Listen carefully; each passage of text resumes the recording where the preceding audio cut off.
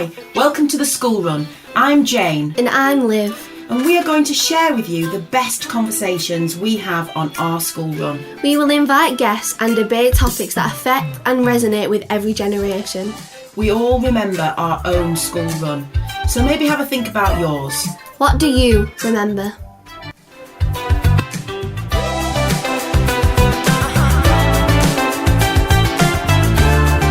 Hello and welcome to another episode of the School Run podcast. It's a delightful position that me and my daughter, my 15-year-old daughter, Olivia, are in. We call her Liv. We have these wonderful chats. We're in a privileged position to be joined by such fabulous guests. We're looking forward to this one, aren't we, Liv? Because it's with a mum and daughter, so two guests on the podcast. I'm super excited.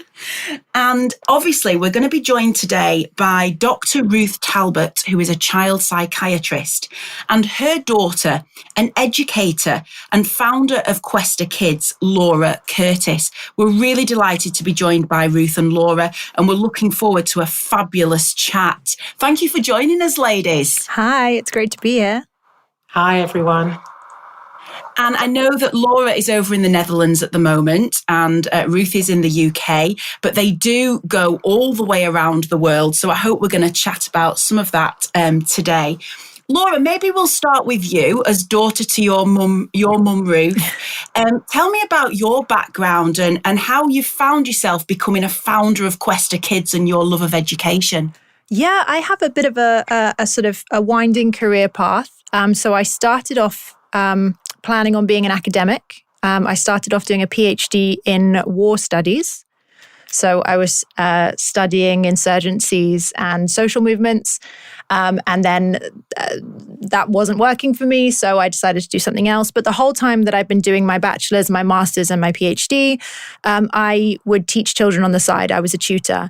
And the thing that I most enjoyed doing with kids was making my own learning materials for them. Partly because I couldn't afford the official ones. So I had to make my own just because I didn't have any money. But also because it gave me the sort of the possibility of learning a whole bunch of stuff that isn't covered in the curriculum.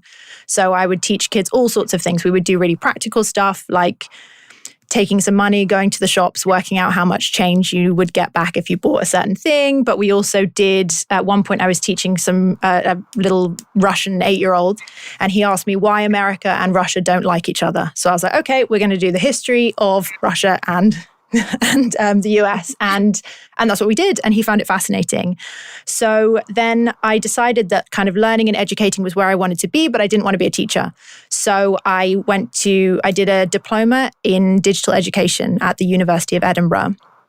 And then not that long after that, the pandemic happened and I was stuck at home. So I and my partner decided to start making some kind of fun puzzles, quizzes, kind of educational materials for kids who were stuck at home during lockdown about different countries around the world. So really focused on geography and traditions and culture, food, animals, all those kind of fun things that kids want to learn about. And it kind of took off. It was called Deliberate Travel Kids. And now we've kind of changed a bit. We're called Questa Kids. And we do the same thing, but it's much more of an online educational game for kids aged 7 to 12. And kids follow two characters as they travel through the space and time of different countries, meeting famous women throughout history. So we'll go to Iceland and they'll meet 10 to 12 Icelandic women throughout history, some of whom really existed and some of whom are just kind of fictional creations. There's one to Spain, Japan, Mexico, and kids kind of complete learning activities like the ones that I used to design when I was working as a tutor, but in an online format and all themed around different countries. And the idea is to teach kids about different cultures, encourage them to think about tolerance and curiosity and all those really positive qualities about going out into the world and exploring, but also making sure that we're emphasizing the stories of women. And then, that is amazing. Thank you. And one of the things that we really tried to do is we also make sure we don't just look at the positive stuff. We also make sure that we're looking at the kind of the negative stuff or the scary stuff. And that's where I decided, hang on, my mother is a child psychiatrist. She's absolutely 100% versed in all this stuff. So I brought her on. And so now we kind of work together on making sure that the content is honest, but also that we're not freaking kids out too much. And that's where she's the one. That's really fascinating stuff, isn't it? Mum and daughter on a project like this together. And obviously, Laura, you've been brought up with your mum who's followed a career as a doctor and all of that study. Ruth, what did you think when Laura brought this concept to you? And what do you see in terms of the help that you give within Quest to Kids and how you position this for young people? I'd love to know more about you. Well, in terms of Quest to Kids, I just really excited about it because a lot of what Laura's doing is very compatible with conversations we had when she and her two younger brothers were, kids and in the family. And we traveled a lot and talked about trying to understand culture and trying to have a very non-judgmental way of understanding things that we saw that were perhaps different. And I think the thing that I feel that I can contribute, other than just lots of encouragement, of course, but that's what mums do. But the very specific thing that I can do is to help Laura in her mission to be honest with kids, because sometimes when you look at all sorts of material that's presented to kids, it's very sanitized and it's not truthful. So you tend to skim over things that are really important. So, for example, in the Japan Quest, there's a whole activity around the dropping of the bombs on Hiroshima and Nagasaki. And it's horrible. It's really horrible stuff, but it's true. It happened. And it's important that kids understand about it, but in a way that emphasizes that people are taking it really seriously and doing something about it so that it never happens again. And, I think that's actually very reassuring for children to know that people do take these things really seriously and they work really, really hard to avoid the very things that are likely to be scary for kids, which is some dreadful bomb being dropped on us from somewhere. So, yeah. And what I find really interesting is that fits very well with things that we saw when we were traveling as children, but also literature that I remember you reading, Laura, when you were young, that didn't shy away from difficult things, but presented it in a way that was manageable. And that just seems a really straightforward, respectful thing to do with children, to be honest with them. Yeah, I actually do think it's amazing when you're talking about it, because I think now, like, my generation, or like I see my little cousins, I feel like they're very protected. Obviously, as parents, you really want to protect your child, but protecting them too much, it's like you're putting them in this bubble and creating like how the world is perfect and, everything's lovely and everything's happy, and when actually it's not. And I think, like my mum was saying, a child, is it like a development happens between 0 and 7? It's when they're like... beliefs are formed and things about the world. And if they're like really protected in that age range, then when they grow up and they see that the world isn't all perfect and all good, then I think it can freak them out. Yeah, it's like a big surprise or like a shock. Yeah. Yeah. I think so too. And what you were saying about development, your beliefs developing between the ages of 0 and 7, that's also something that there's evidence for in terms of a gender bias as well. Like there's studies that say that our bias around gender is already locked in by the time kids go to secondary school. So you really have to start talking to them about how men and women get potentially treated differently and that it's not right. You have to start doing it in primary school. You can't just say, oh no, they're too young for this. You have to really start thinking about it early on, because once they're in secondary school, it's locked in. Not locked in, it can still change, but It's so hard as a parent, actually, though, isn't it, Ruth? Because this is the first mission you've ever done, parenting, and there's so many influences on us, and will we get it right? Will we not? And how we open up these conversations. One of our earlier podcasts, we talked about financial literacy in children and actually having that financial literacy in, around the ages of 6 and 7 and 8, and actually talking about saving and investing and debt and credit files and bringing these concepts in very early, because, that's our belief format is set at that kind of young, tender age. But as a parent, Ruth, it's so hard, isn't it, to get it right and find the balance and the line. And I've always been very truthful with Liv, I have to say. I can think in my mind, her father and I weren't together. So I was 6 months pregnant. We were married and he left for someone else. And I was always really honest with her about the situation. I feel like that served us really well. But for some parents, that might have been too brutally honest. It's really interesting, isn't it? I mean, firstly, the whole thing about getting it right, I don't think any of us actually have a blueprint that tells us how to be a parent and be guaranteed that we're going to be perfect or we're going to produce perfect kids. We're just going to produce the children that they were always meant to be. And part of that, my belief has always been about creating space for children to explore the world in a safe way. And it's interesting what you said, Liv, about creating a perfect world where everybody's protected in a bubble, because they're not actually prepared for the realities of life. And I think the parent's job is to prepare for when your kids leave you and then you're not able to protect them anymore, that they've got to go out in the world, but they go out prepared. And you have to do that slowly and incrementally and give them choices right from the very beginning. And the choices get more and more complex and more potentially risky, but they've already got a sort of baseline, a framework of skills and capacities to make sensible decisions, whilst you're still there with a safety net so that you can catch them. And one of the things that I've always said to all the kids is mistakes are great, because that's how you learn. If you never make mistakes, you already know it, so you haven't learned anything. And if the first time you make a mistake is when you're 18, it could be a really big one, potentially. Yeah. That's so true. That's so true. Yeah.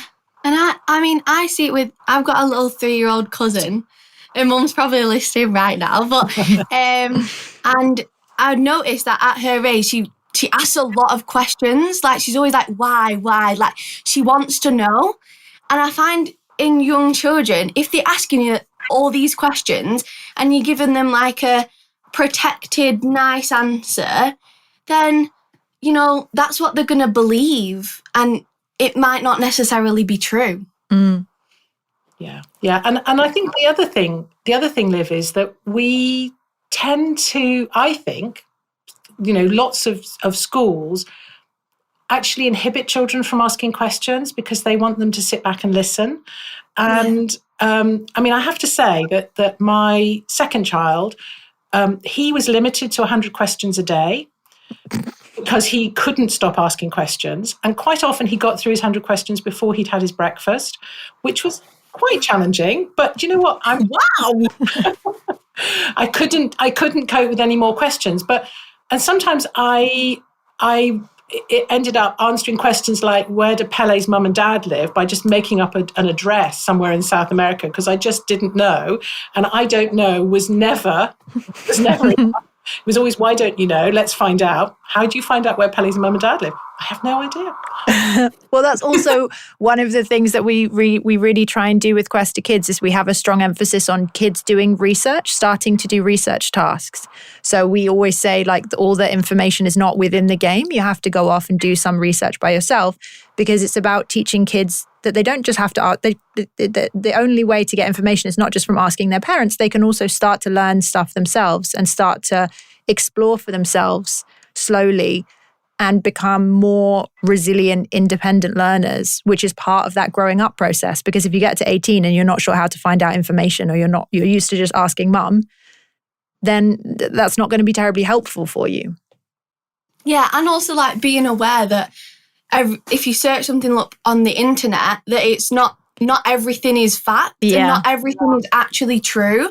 And like being able to realize like what is actual fact and being able to explore that further to realise that it's fact and not just it's the first thing I search up, oh, it must be right. Yeah, exactly. And like social media contributes to that a lot in that, like, a lot of myths and stuff go around and people just don't question the information. So it's all, you're right, it's also about the quality of the information that you're getting.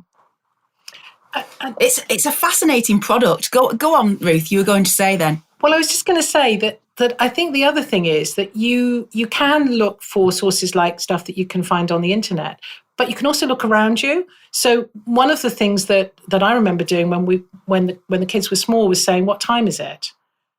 And they'd say, "Well, you've got to watch, Mum." And I say, No. What time is it? Look round. What can you see?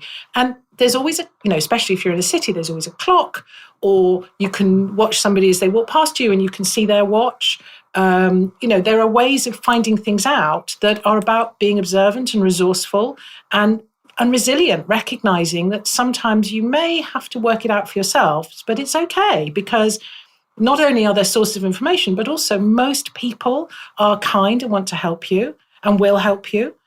And that seems to me, that sort of resilience seems to be a very important part of teaching you how to solve problems, perhaps when you're on your own and when you're a bit older. Yeah, and I sorry, I know you keep wanting to speak, but I'm just too invested in the conversation. And I think resilience is something that's maybe not as seen today in this generation, because we have a lot of resources that, as you say, give things to us. We don't have to work for it. We've got Google. We can just search anything up. So, we don't have to work hard for something. I've said this in an earlier podcast. My dad was talking about resilience, and he said it starts with the smallest things, like cooking yourself dinner. And now we've got Deliveroo. So if Deliveroo all went down and someone was like, I don't know how to cook myself dinner, because they've relied on that, and they've not relied on teaching themselves how to cook or teaching themselves basic life skills, which we can get from the internet now. Yeah. And it's something that that's something that I've really noticed, because I also used to teach university students as well. And I don't know if that's something that you're thinking about heading towards, Liv, but heading off to university.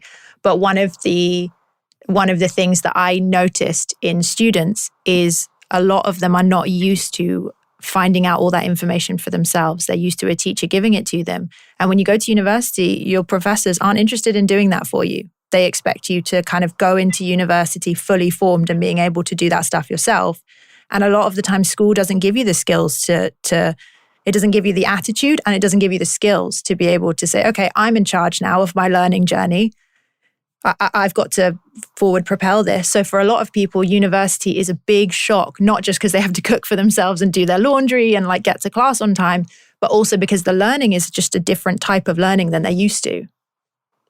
Yeah, I totally get that. I mean, me in high school now, I'm just about to do my GCSEs in a couple of weeks, and we're doing English and we're doing Macbeth. And what my teacher does is she has the play on the board, the novel on the board, and she has all the annotations written out, so everyone just copies it down from the board. And I was saying to my friends, that doesn't help me learn, because I'm reading and I'm copying. It's not teaching me anything. Yeah. So I started in the lessons to whatever she was teaching, a quote, and she already had the annotations, I would write that down and I'd analyse it for myself. Yeah. Because I thought that in an English exam, that is what you're there to do. You're there to analyse a quote. It's not given, the analysis is given to you. It's not written on the board. Absolutely. You have to do it for yourself. And like my dad says, in terms of sport, the best way to practice your sport is to play it. And the best way to practice for an exam or anything is to actually do that, what you're going to be doing in the exam. Yeah. So, and be able to do it from scratch as well, because you don't know what's going to come up on the exam. Well, you do a bit, but not that much. Yeah, it's hard, isn't it? The traditional education system, which is brilliant and it serves a lot of people, but it doesn't serve everybody. No.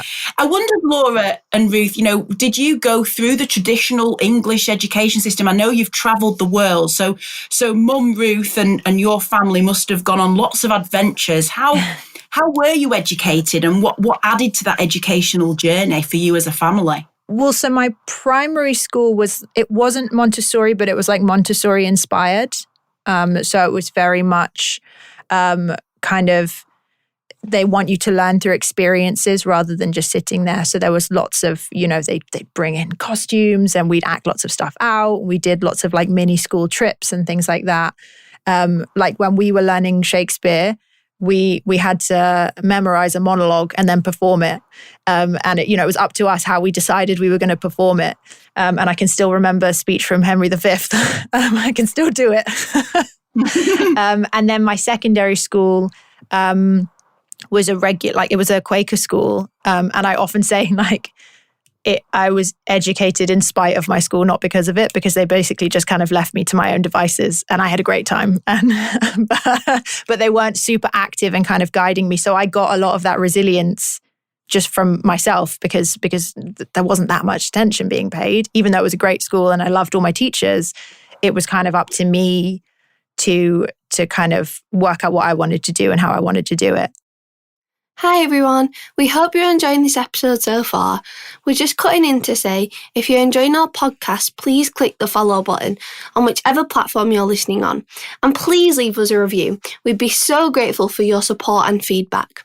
Podcasts are free to listen to, but if you are loving our school run chats and debates, please consider buying us a virtual coffee. The link will be in the description of every podcast episode, and it will also be in the bio of our Instagram, which is @theschoolrun_official. And why not give it a follow while you're there, so you can see all the updates and get sneak peeks at upcoming episodes. Thank you so much and happy listening. And how did you decide on the schooling, Ruth, as a parent, from your own personal experience or from your work as a child psychiatrist? Because not every school or situation is right for every child, is it? And I know that my mum would go back and say that actually, the expectation was that my sisters would go to the same school as I went to, but it actually wasn't right for every child, the route that I took. Well, you see, when Laura first went to school, we were living in London, so there were actually quite a lot of choices. We actually moved out to rural Berkshire because I found this particular school that Laura's talking about, that she used this Montessori approach. And actually, it wasn't really for Laura's benefit, because Laura was the sort of child who could have sat on the pavement and she would have learned stuff. But the next one down, my first son, the one who asked all the questions, he was already driving his teachers up the wall because they kept saying to me, he doesn't understand. And I say, why do you think he doesn't understand? And they said, well, because he keeps asking questions. And I said, yeah, but he's been taught to ask questions and encouraged to ask questions. And they said, well, he needs to learn. And I think what they meant was he needs to learn not to ask questions. And I thought, I can't do that to him. It was, so I needed to find a place that was more open and which would understand that he didn't perhaps learn in the same way as other kids do. I think it's a better way for all children to learn, but it was particularly urgent for him because he does learn differently. He's very dyslexic. He refused to learn to read for a long, long time. And he got around it. He's a very bright, capable guy now, but had he been at a more conventional school, I think his self-esteem would have been really damaged by constantly being told that he was getting it wrong because he kept asking questions. So I chose the school for him, and it was brilliant for him, but it was also brilliant for Laura and brilliant for the younger one. They're much more conventional, they could cope with much more conventional schooling situations, both of them. But the middle one really needed that capacity to allow him to just be who he was. But actually, of course, all children need that. And we were very lucky. This was a private school, and I don't make any apologies for that, because you have to do what is best for your children. And I know that my middle one would not have done very well had he been in a more conventional sort of a school. Yeah, absolutely. And actually, he needed, I assume, to explore the world in a different way and learn in a different way. And that school facilitated that. So where did the travel come then? Tell us about your travelling escapades. Do you want to start, Laura? Yeah, well, we travelled a lot, partly linked through my dad's work. That's how we would kind of go around a lot. I think you and Dad just really prioritized going to different countries and exploring different places. And we were really, really lucky because we got a chance to go to a whole range of kind of different places across the world with a whole bunch of different experiences. Yeah. And I think that, again, that was a privilege being able to do that. But it was driven by a wish to show the kids how big the world was, how many different ways of living there are.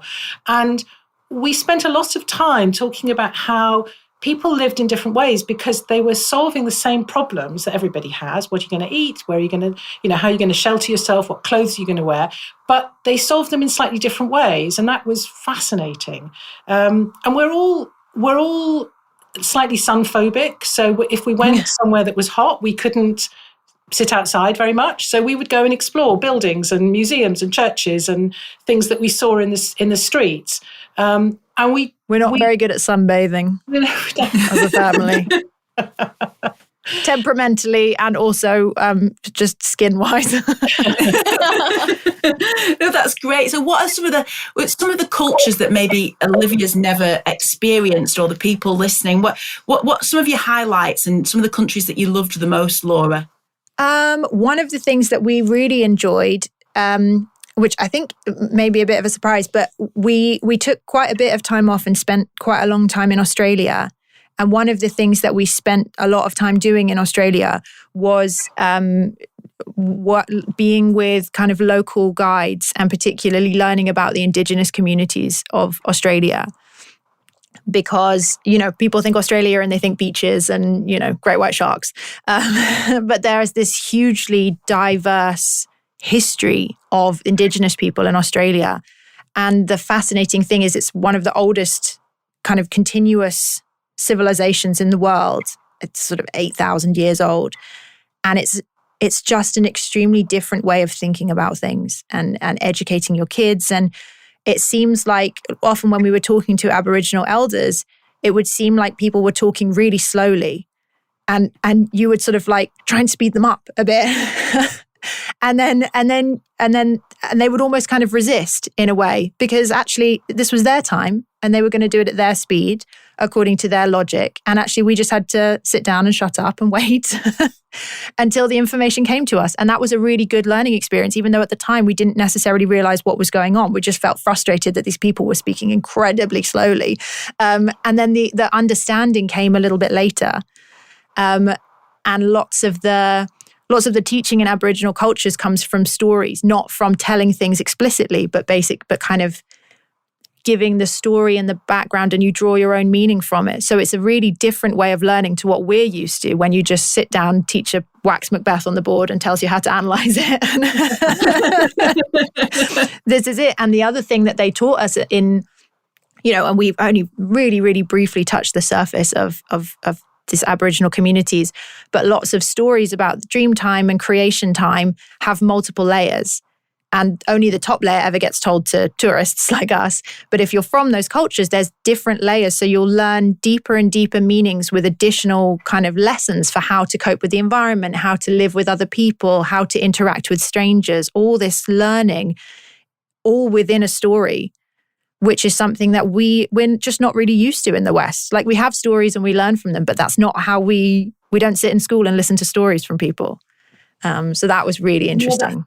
Really interesting. And so did you come out of school to have that time abroad with your father's work? Was it done in the holidays? Was it added to what you were doing? That was partly in the summer holidays, and then we took some time off as well, just to add on around the edges. And the school were really good about it, actually. They really recognized it was a learning experience. And I know not all schools do that. Some schools are a bit stricter about you being there during term time.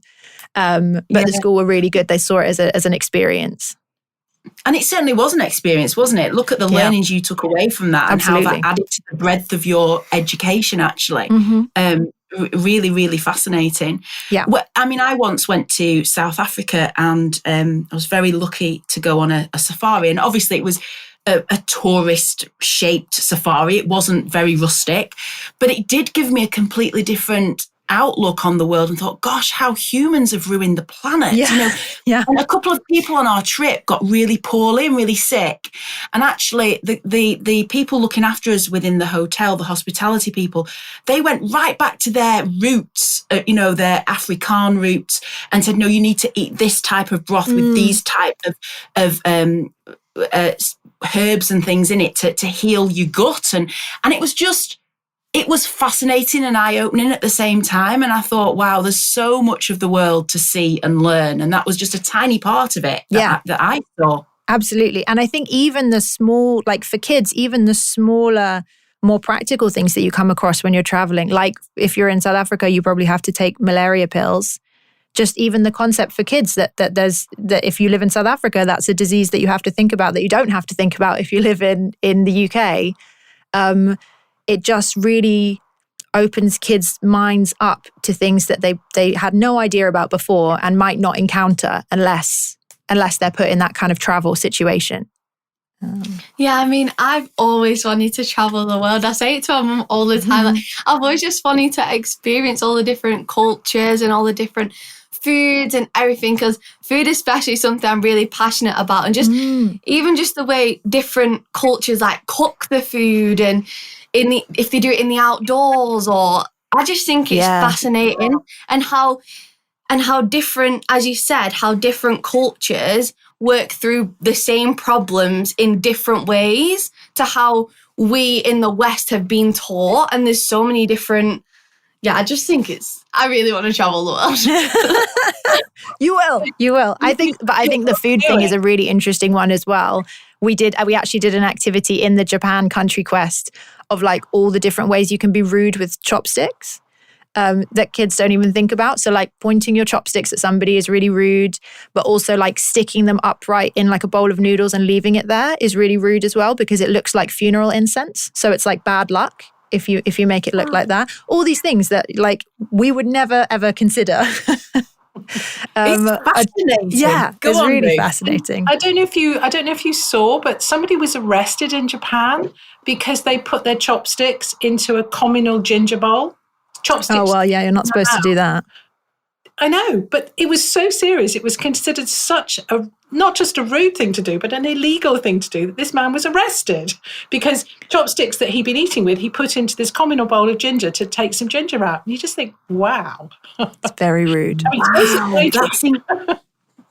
yeah, absolutely incredible. And I made an assumption, Ruth, that obviously as a family you went off to explore these countries, and your husband with his work and perhaps yours as well, and you stay in a hotel or whatever. But I'm assuming that you, from talking to you both, you've done all sorts of type of accommodation and learnt so much. Can you take us through some of those trips, Ruth? Well, I tell you about the one that the family talk about the most, which is, there is a 4-letter word beginning with F in our family, which is Fiji.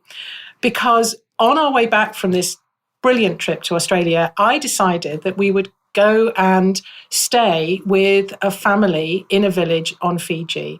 And it was a complete disaster. We thought we could cope. We thought we'd been camping. We'd slept, just in a swag with not even a tent. I thought we were tough. And about 3 days into this trip to this village, we were all ill. We were covered in sores because there were mosquitoes around, and there was a cat with some dreadful infection on its skin that rubbed up against us, and our mosquito bites got infected. And we ended up carrying on our journey home through San Francisco, and we all needed penicillin. Benny, the youngest one, needed intramuscular penicillin because his sores were so appalling. We hadn't eaten properly. We just fell apart. There we were, this tough family who were used to traveling all over the place. 3 days in a village in Fiji, and we were on our knees, desperate to get out. And in the end, we invented a reason why we had to leave and just went to stay in a hotel. And I remember Benny hugging the toilet because he was so grateful that there was proper plumbing. And these really, really basic things that you think, you just forget that they are not everybody's experience. And And actually, we were just privileged white people who were making a mess of it, actually.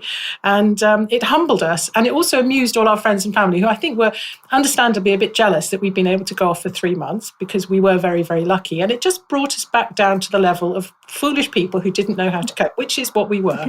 And that's fine.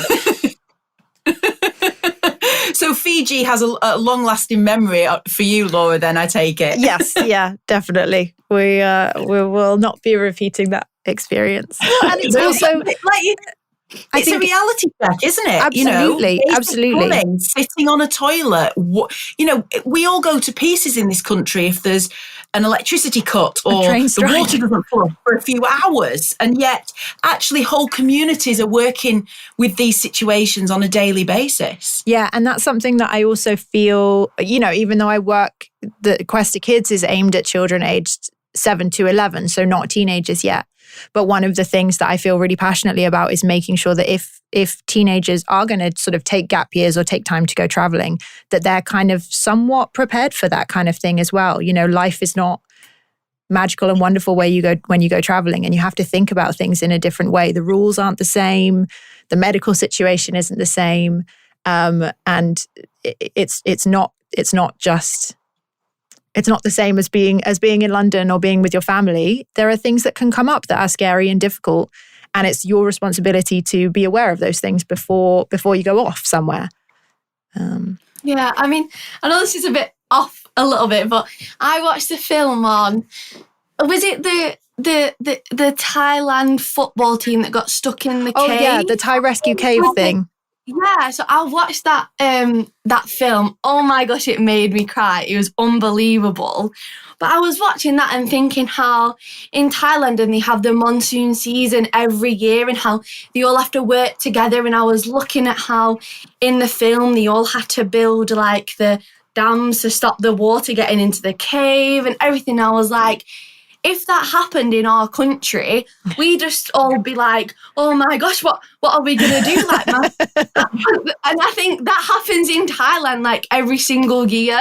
And it was crazy watching that film thinking, wow, it's like we live in separate worlds. Yeah. I know exactly what you mean. Actually, think back to the pandemic, which was, pretty scary, and people got into a panic about loo roll and what was the other thing? Flour. People started making bread, didn't they? And there wasn't enough flour to go around. But actually, we did, as a community, we did come together, and we checked on people who we knew were on their own or a bit vulnerable. Lots of people did volunteering.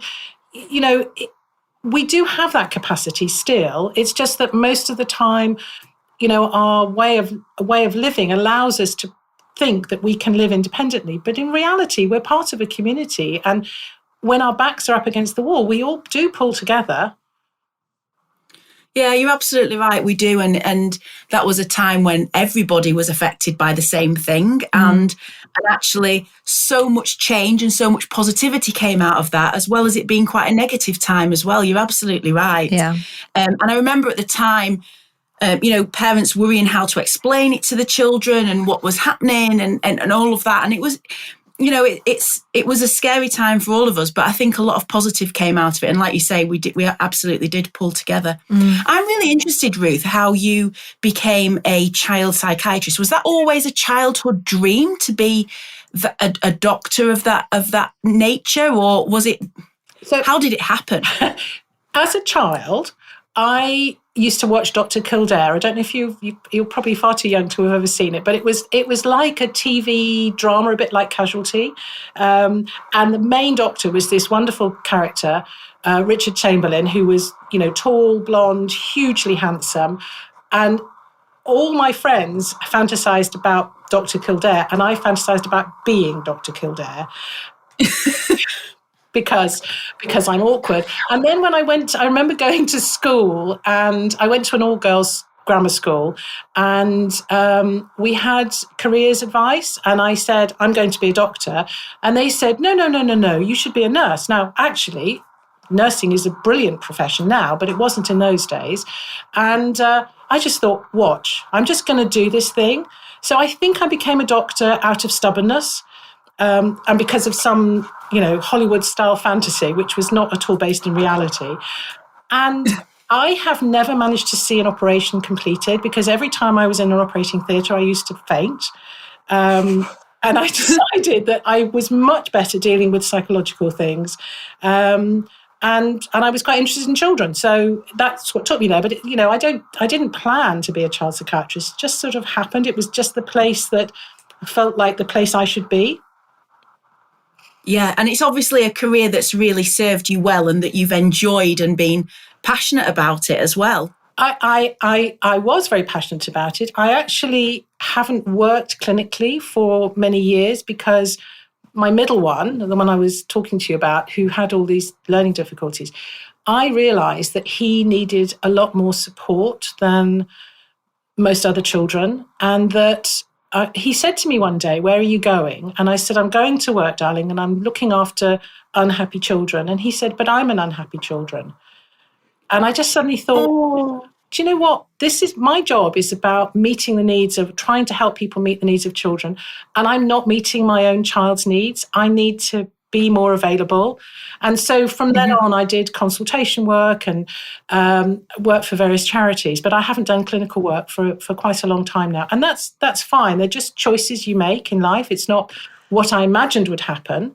And not because I was unhappy with it, but because actually there was another thing that was more important to me. And you still do lots of work with refugee charities and school boards and, Yeah, I'm governor at a school, which I adore. I really, really, really enjoy that. And I work for the charity called Medical Justice, which is make sure that people in immigration detention get appropriate healthcare. So, I'm using those skills all the time, but you never know what course your life is going to take, and you just make the best decision you can at the time. And I'm perfectly happy with the sort of course I went on. It's been great, but it's not what I imagined when I was at medical school. Yeah, absolutely. And actually, how wonderful that, when we talk on our podcast, that it doesn't all have to be figured out at school as a young person, that you choose what degree you're going to do and that's going to be your life choice.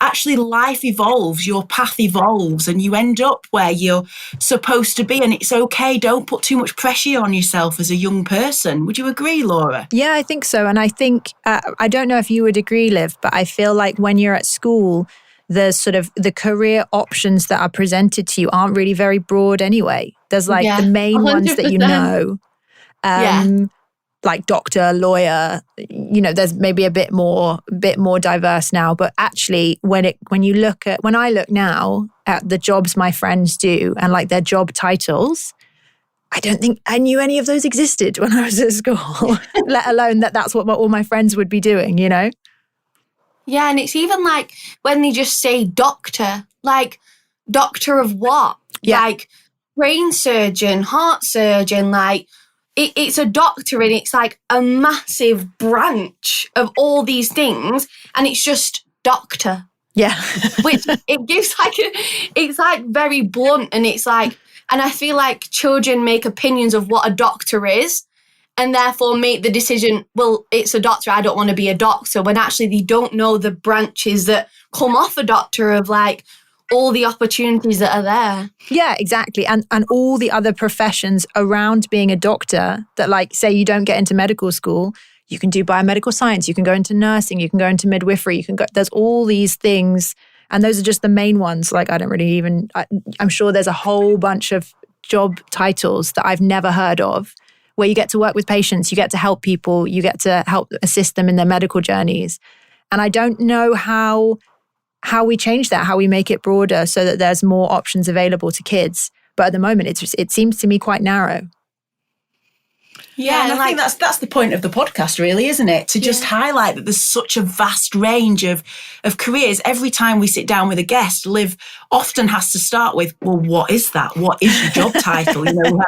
Technical performance director in a football club. We've had mental health, sort of setting up a whole clinic within mental health for maternal mental health. We've had all sorts of things, but what is that? HR, what is that? Yeah. And there's so many things. We've just got to ask some better questions, haven't we? And circling back round to what we said at the beginning, learning about all these different branches of whatever you want to do, it's going to come from your own research. Like you have to research it to find out what it is if you're not going to be told straight.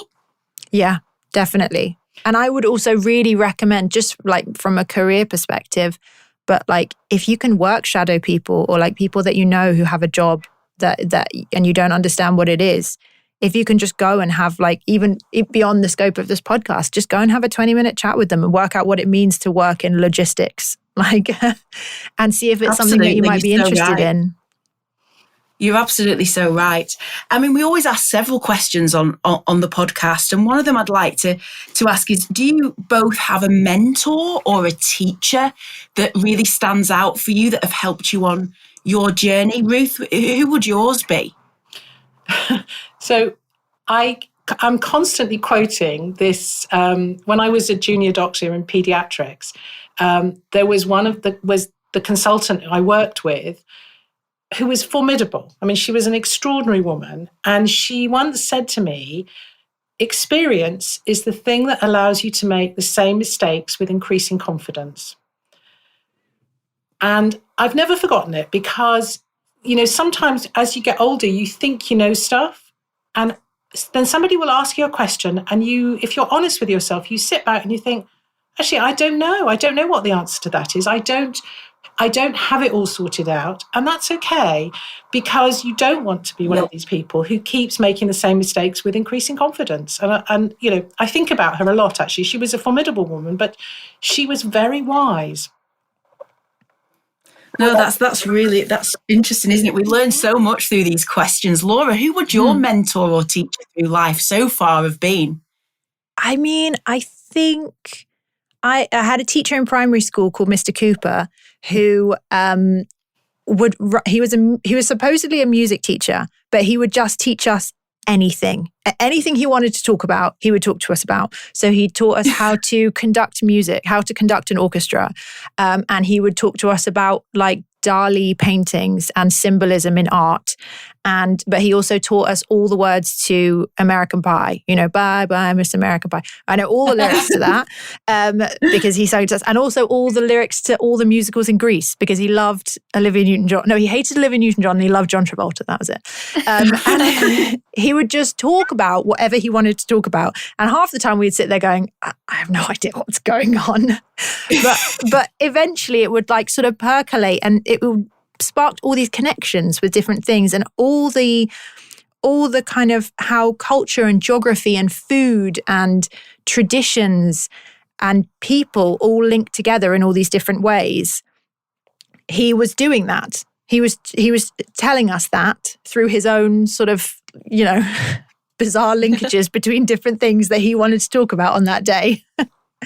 And teachers have such a powerful impact on our life, or mentors in your careers, that it's how we learn best, I think, from the best people around us, and those teachers and mentors have such a special place. So thank you for sharing your memories of that, and anything that you would go back and tell your younger self, or you would do differently, or you would tell someone younger than yourself. Laura, is there something that you'd give as a piece of wisdom?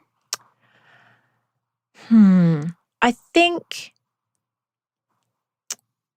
think just pay attention and but learn what you want to learn. Kind of make your own learning journey is what I would say to a younger person. I would also say take advantage of learning everything that you can. I always find it really disappointing that there are things that you don't learn in school that could be so helpful, like the financial education thing that you were talking about. I said to one of my old teachers when I saw him not that long ago, why didn't you teach us about how to pay taxes? And to be fair, he said, because I don't know, but or first aid, like doing first aid would be a great thing to do in schools, and we don't do it. So I would say every time you get an opportunity to learn something, even if you think it's not going to be helpful, try and take it if you can, because you never know when it is going to be important. Yeah, that's great advice. And what about yourself, Ruth? What would you go back and tell younger Ruth or a young person today? Well, I'm not quite sure if this is wise or helpful, but if I was going back to talk to my younger self, I would say stop being so stubborn. Because, Liv, I had an English teacher who not only wrote up all the annotations on the board, but also told us what our opinion was. And I was so angry and determined to resist her that I didn't actually read the text for my GCSE English because I was determined I wasn't taking anything from her. And that's a bit stupid, really. I subsequently read Keats' poems and realised that they're wonderful. But I thought I hated them because I hated her so much.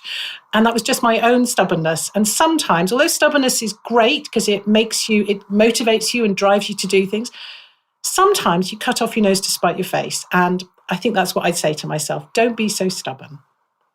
I totally get that. I have a friend, and in his mocks, he deliberately didn't do anything in the test because he hated the teacher. Yeah. And I was like, but that in a few years, he will probably forget you and it doesn't benefit you or him in any way. So, just do it for yourself. Yeah. So true. So true. And that's another thing. Sorry. Go on, Laura. I was going to say that's another thing about education is that I promise you, Liv, in 10 years' time, you will not be able to remember your GCSE grades. I can't remember mine. But right now, they feel really important, and they are really important to get to the next step. But in not very much time at all, you will have absolutely no memory of them whatsoever. And so true. Go on, just Ruth. get to the next stage. But actually, what I hope is that you will remember Macbeth because it's such an extraordinarily powerful story. And that's really why you study it. You don't study Macbeth to pass your GCSE English. You study it because it's just brilliant.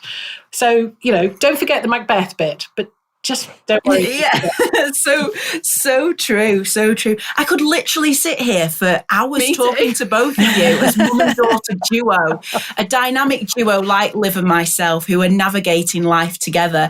It's fabulous. Thank you for joining us on the school run. We always finish, and my mum, I mention her every week, but she always says, Jane, don't forget to ask the question, because equally she's my formidable duo as mum and daughter as well.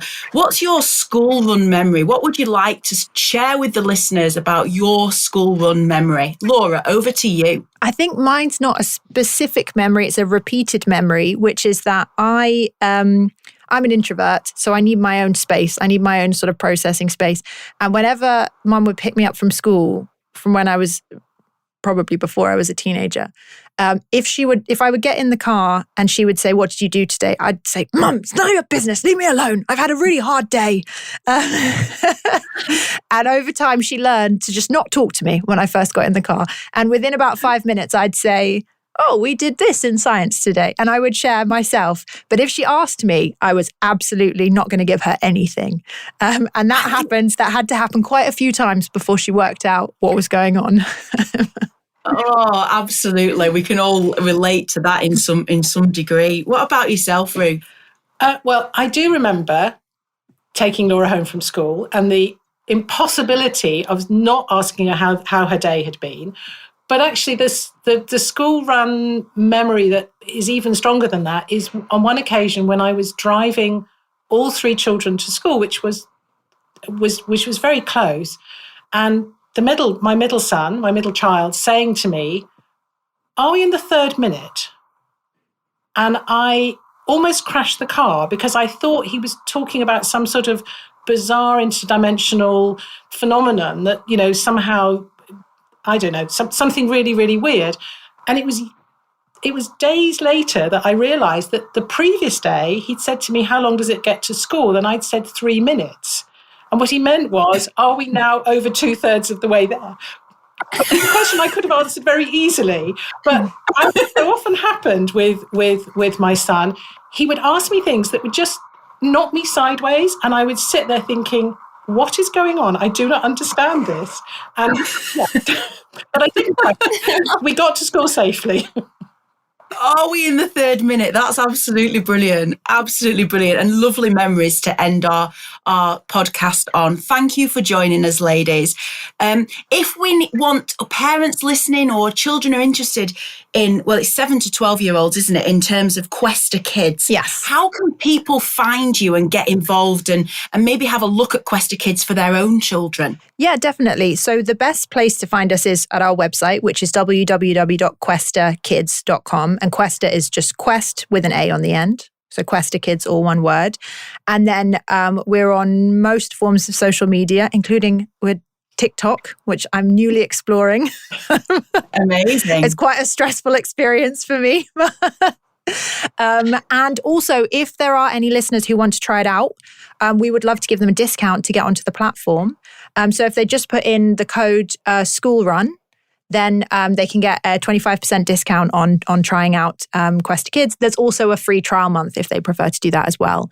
But we would really love for people to just give it a go, see what they think, and give us feedback. It's what we want. We want to hear what you guys think. So that's amazing. Well, I do hope that if anyone out there is wanting to explore cultures and women around the world and all of this amazing stuff that you've got on Questa Kids, then they'll give you a follow and get in touch via the website. So thank you for joining us, and I hope you've enjoyed this episode, everyone.